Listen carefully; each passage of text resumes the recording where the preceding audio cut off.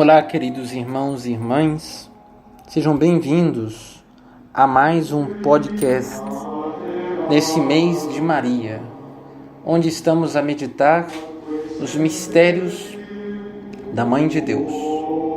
Hoje vamos ter como pauta do nosso áudio um hino muito antigo, um hino medieval, feito por São Venâncio Fortunato, um santo da Idade Média que compôs um dos hinos mais belos a Nossa Senhora, que é o chamado Ave Maria Stella, cantado nas abadias há muitos séculos e também em muitas paróquias. Se ouvia sempre nas missas em um bom coral a cantar as belas palavras na língua da igreja, o latim, este hino que elevou tantos corações a amarem ainda mais a Nossa Senhora, por uma rica meditação, que vamos tentar em algumas palavras explicitar a vocês que ouvem. Então, a primeira estrofe do hino é assim: Ave Maria Stella, Dei Mater Alma, atque semper Virgo, Felix Celi Porta. Ave Estrela do Mar, de Deus Mãe Bela, sempre virgem da morada celeste, feliz entrada. Ave Estrela do Mar. Por que Maria é a estrela do mar? Aqui entra uma curiosidade dos tempos antigos. Atualmente, na navegação, os marinheiros são guiados por um computador de bordo, que ali possui um GPS a guiá-los por onde navegam. Porém, nos tempos antigos não eram assim. Os navegantes haviam de ter um conhecimento feito pela própria natureza para saberem a que mares navegavam. Imaginemos no tempo das caravelas, onde os europeus se aventuraram a navegar em mares até então desconhecidos. Naquele tempo, como ainda se encontra em bibliotecas na Europa, mapas que guiavam os navegantes em mares onde as águas eram muito agitadas, tal como a antiga rota para a Índia. O que ajudavam esses homens eram as estrelas do céu. Eles se guiavam pelo mapa do firmamento, onde olhavam para as estrelas e sabiam se estavam perto das Américas, se estavam perto das Índias, se estavam perto do continente europeu. Porque a cada continente é possível admirar e olhar determinadas estrelas e constelações. Como na Europa se vê determinadas constelações que na América não se pode enxergar. Tal ponto que na bandeira do nosso próprio país está lá uma lembrança dos tempos da navegação, que são as estrelas do Cruzeiro do Sul e das 3 Ave Marias. Foram assim batizadas pelos portugueses, porque aquelas 3 estrelas que estavam no alto do céu fazia lembrar aquelas 3 contas da Ave Maria do terço. Quando começamos o terço, ali tem 3 contas da Ave Maria. Então foi assim batizada pelos navegantes, as 3 Ave Marias. E o Cruzeiro do Sul, em formato de cruz, era um marco para os navegantes portugueses que sabiam estar chegando perto de terras brasileiras, quando avistavam as 3 Ave Marias e o Cruzeiro. Assim, os navegantes na antiguidade navegavam com segurança em mar desconhecidos e também durante as navegações, ao avistarem novas estrelas, assim podiam fazer um novo mapa para guiarem-se aqueles caminhos até então desconhecidos. Uma das formas que que sabiam não estar nas Índias era pelas estrelas do céu, no tempo das navegações. Assim, Maria Santíssima é para nós, navegantes em um mar bravio. Olhamos para a noite desse mundo e vemos no céu a vida dos santos, que são como estrelas no firmamento, tal como Deus prometeu a Abraão, que a sua descendência seria mais numerosa do que as estrelas do céu. E Nossa Senhora faz parte desta promessa. Ela descende de Abraão. E Maria, dentre todas as estrelas, é aquela que tem um brilho maior, mais forte, porque ela deu à luz a verdadeira luz. Ela deu à luz ao próprio Deus, a nosso Senhor Jesus Cristo, que é a luz do mundo, que de fato é a luz que ilumina as trevas.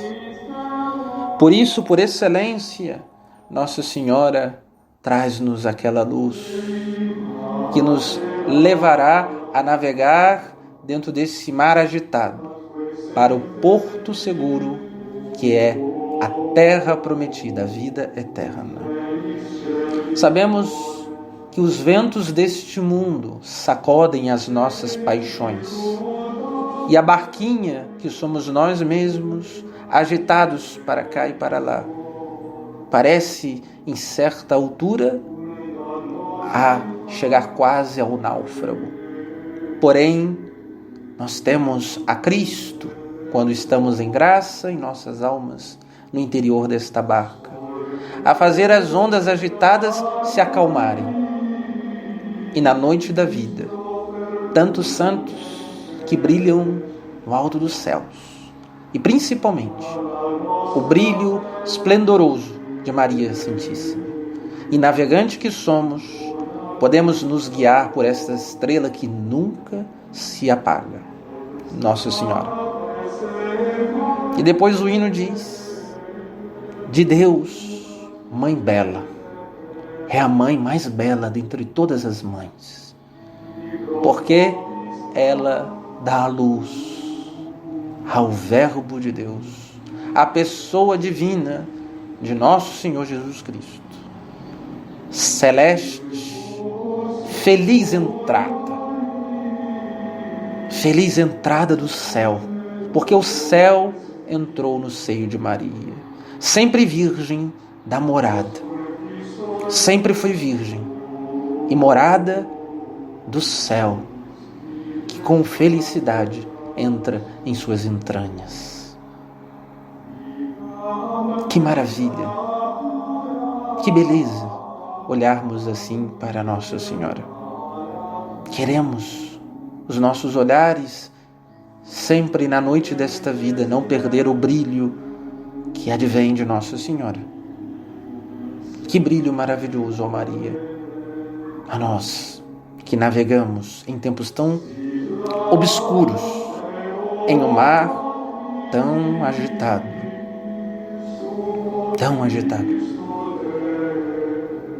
E por fim, nesta breve catequese acerca de Nossa Senhora, como aquela que nos leva a navegar nesses mares da vida, termino com aquele sonho de Dom Bosco. Certa vez, São João Bosco teve um sonho de uma barca que era atingida por todos os lados, por pequenos navios que atacavam a grande barca que navegava. E Dom Bosco dizia que dos canhões vinham livros incandescentes a atingir por todos os lados esta barca que tinha na sua proa o Papa e os cardeais, e parecia quase afundar. Os livros incandescentes eram heresias que por todos os lados eram miradas em direção à igreja. E parecia o Papa estar perdido diante de tantos ataques frontais.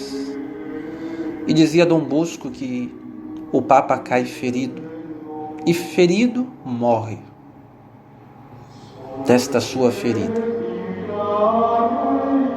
E rapidamente os cardeais devem eleger outro, porque os tempos são tempos de guerra, não se pode demorar. E logo se elege outro Papa, e este faz com que a Igreja navegue ainda mais dentro desses ataques e de mares tão perigosos. E eram várias as barquinhas a atacar a Igreja, tal como vemos nos dias atuais. Muitas falsas igrejas que se apresentam como barquinhas, a atirar por todos os lados contra a grande barca feita por Cristo.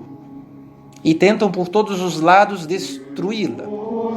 E junto a estas barquinhas se juntam tantas outras seitas, como a maçonaria, como as religiões afros, como o espiritismo, e parecem todas elas estarem contra a grande barca. Os muçulmanos, e assim a Igreja vai navegando, e tantos livros incandescentes vão atingindo as almas e ferindo-as de morte. E dizia Dom Bosco que este Papa, com muita valentia e confiança em Deus, mesmo assim fazia esta grande arca da aliança, que é a Igreja, navegar e triunfar contra os seus inimigos. De repente, do fundo do mar, duas grandes pilastras brotam desse mar bravio. Uma tendo no cimo a Eucaristia e a outra a Virgem Maria. Este Papa consegue prender a Igreja em duas correntes, presa a estas duas pilastras da fé católica: o amor à Eucaristia e o amor a Nossa Senhora. Com esta visão quis Deus mostrar a Dom Bosco como a Igreja conseguiria navegar em mares tão impetuosos e chegar ao seu triunfo contra os seus inimigos, pela adoração e devoção a nosso Senhor Jesus Cristo na divina Eucaristia e pela submissão filial a Nossa Senhora. Esta visão de Dom Bosco bem representa, em nossos tempos, há tantos ataques, há tantos desafios, nós que estamos dentro desta barca, que parece sacudir de todos os lados e a onda já invadi-la no seu interior. Mas não nos desesperemos, pois mesmo disse Jesus que quando o desespero tomou os apóstolos dentro daquela barca, Jesus disse: pouca era a fé.